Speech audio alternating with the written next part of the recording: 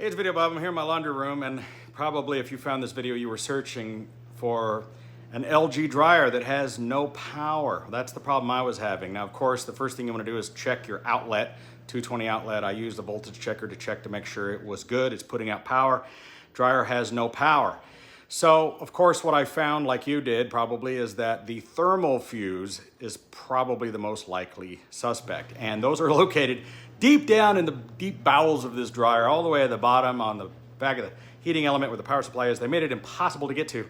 And all of the videos that I've seen out there, like maybe some of the ones you've watched already, show that you have to take the dryer completely apart. You have to take the top off, you have to take the front off, you have to take the drum out.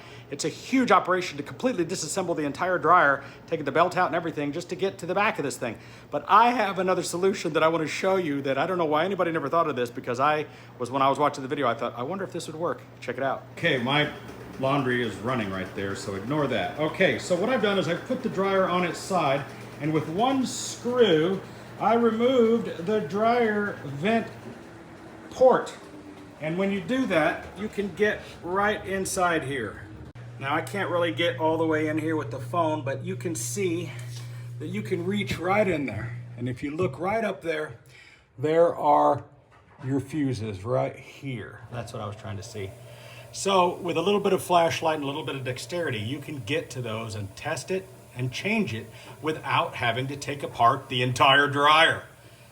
Okay, I want to tell you about a couple of mistakes I made.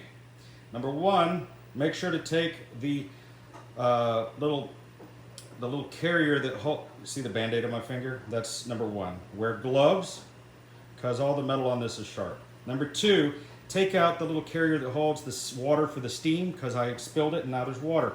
Number three, put down a blanket or a towel before you lay this thing down, because I was in a hurry. So if I were to do this again, remove the water from the steam tray, wear some kind of thin gloves because you'll cut yourself on this sharp metal, put down a blanket or something to lay the dryer down, and maybe even put it completely upside down. But this seems to work just fine on its side, and I'm going to see if I can't get up in there and get to that fuse.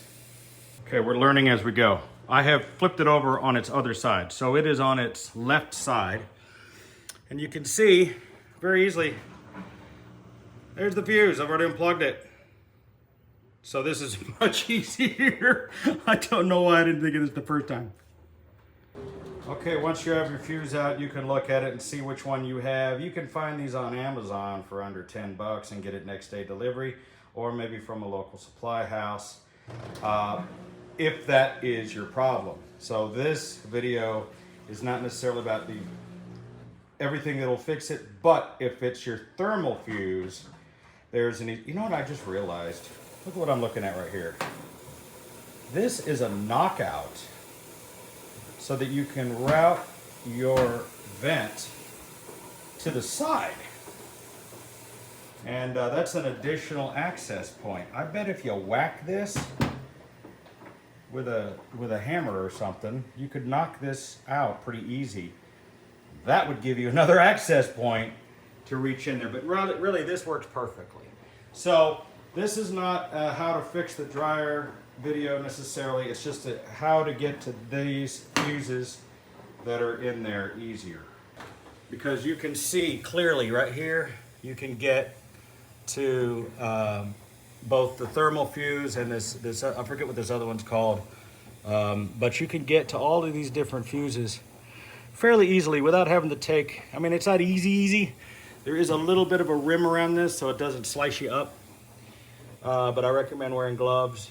And like I said, I bet if you knock this out, you would have an additional point just to reach way down there, or at least shine a light. Okay, just for the heck of it, I knocked that hole out. And I realized there's another one at the bottom.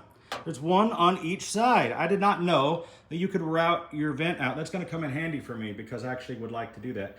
And I can just put that cover back in with a little bit of tape, you know. So anyway, this isn't too super sharp. It's a little bit. But it does allow you to just reach down in there. Look at that.